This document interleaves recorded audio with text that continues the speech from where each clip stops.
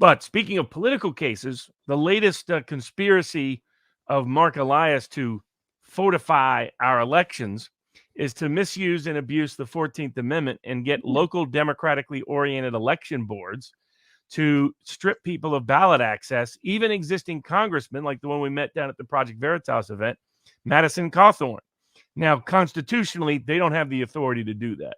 So I don't think that will pass muster ultimately, but it shows it's the latest attempt to find some loophole in the law, expand it dramatically to attack your political enemies when you would never apply it to your own allies. And it's comparable to what's happening in the redistricting context. So at the federal level, the U.S. Supreme Court tried to stop courts from supervising redistricting, though the whole history of this, the whole ugly history of this, was opened up by the Supreme Court itself.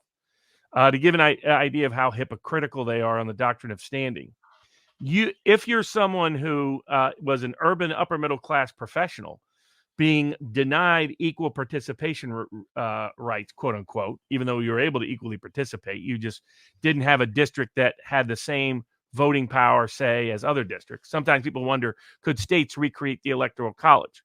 Not according to the Supreme Court, because we used to have one like that. We used to have districts that were based on that different lifestyles, different geographies needed to be equally represented, even if they didn't have the same population size as other areas. Now, the backstory to this was a fight, in fact, between the urban upper middle class, who was disproportionately unrepresented in redistricting, both for state legislative offices and for federal congressional offices, the House of Representatives in particular here. And so the U.S. Supreme Court in the 1950s and 1960s dramatically expanded and said, anyone can sue. It's always interesting when they find that. Anyone can sue. For that, you can sue. When you're representing the interests that I align with as a Supreme Court upper middle class professional, the part of the clerical bureaucratic class, then suddenly you have standing to sue. When nobody thought before somebody could sue the state because they don't like the redistricting that's going on. But that's what they did. The Supreme Court opened up that can of worms. Of course, it got where what happened is you had judicial supervision of redistricting, which, even though the Constitution commits redistricting to the state legislatures, which Congress can in limited circumstances amend, and almost every state government constitution, state constitution, gives it to the legislature, you had courts coming in and supervising it under these pretexts of one person, one vote, equal proportionality. Then, of course, they were doing it under the Voting Rights Act about racial disparity. Now, there they had some authority because of the 14th Amendment. But the whole one person, one vote thing is just made up by the Supreme Court. It's not a constitutional doctrine. You could district according to interest. You could district according to different geographic lifestyles, etc. Explain to the ignorant buffoons like myself how you redistrict every 10 years, correct? Mm-hmm. Because of the census. You use the census to redistrict. So now in Tennessee, we didn't redistrict for like 60 years between 1900 or thereabouts. And it was because it protected rural interest, because otherwise more and more power would go to the urban interest because that's where the population was growing. And the belief in Tennessee was we want to keep the rural way of life equally represented in the state legislature and not just say if you pack a bunch of people in one place, you should now have the power. Your cultural, social values should now dominate us.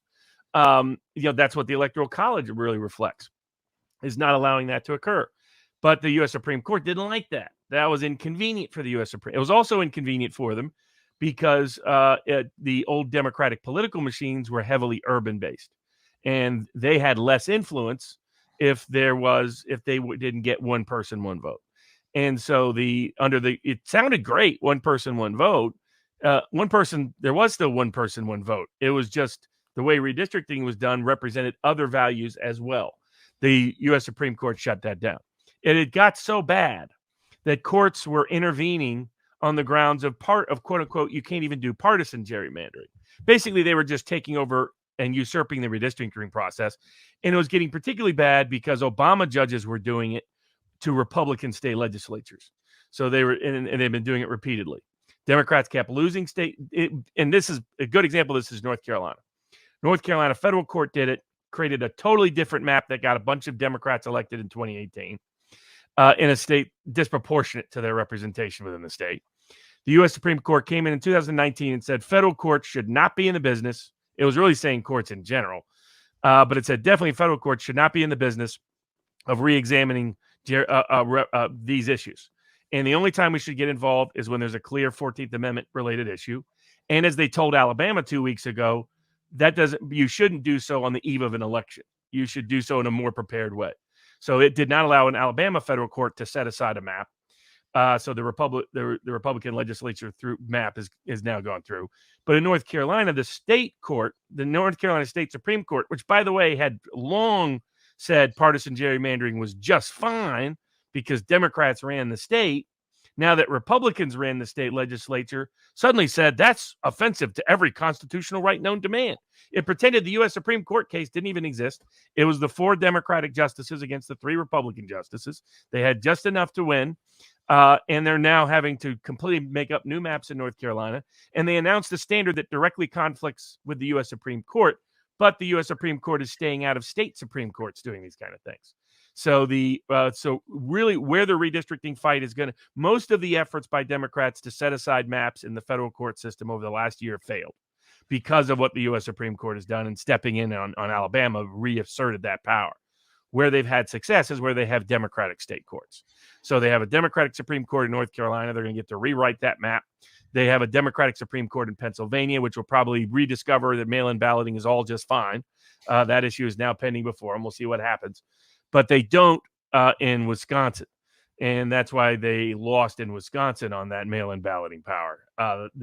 So I think that what you'll see, in Georgia and Arizona, they don't have Democratic. In Florida, they don't have Democratic majorities in the state Supreme Court.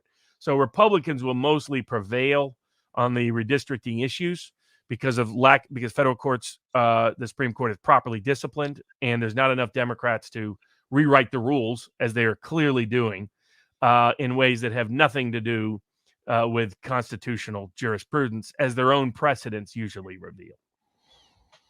Okay, it's phenomenal, because we're going to have I never even understood redistricting. Like, it happens every decade, and it's such a meticulous thing where if you're not paying attention, you don't know that it's happening.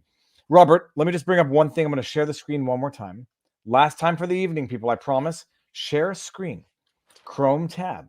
Bernie Madoff's sister and brother. This is what world are we living in? Bernie Madoff's, you see this, Robert? Yeah, I'd seen it. Supposed murder-suicide. There's people, because of the people connected to Madoff, there's people who are suspicious of that. Yeah, no. Late fraudster Bernie Madoff's sister and brother-in-law were found dead from gunshot wounds in their Boynton Beach, Florida apartment on Thursday. Gunshots. Okay, let's see if we say what that is. The death. So they're claiming one shot the other and then shot themselves. Yeah, well, what type of firearm would this be? The death or an apparent murder-suicide, according to the Palm Beach.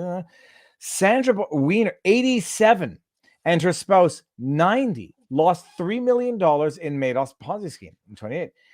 It's not known who killed whom, but the couple's relatives have requested the name of Marvin be shielded under Marsy's Law, which is designed to protect the identities of crime. Robert, explain the Marsy's Law for us. So is that the Florida Marsy's Law?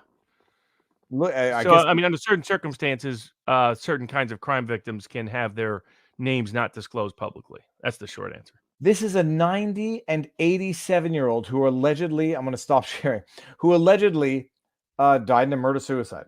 Okay. Yeah, there's people who are suspicious about it just because of their connection to Madoff and that kind of death occurring. Oh, and their age.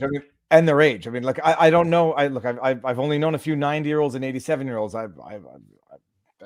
That's not how I would end my life at that point in time. How many years do you have left, regardless? Unless it was, I'm not trying to be glib. Unless their remaining years were so miserable. Okay, well, that's interesting. Yeah. We'll see if anything else comes of it. Probably not.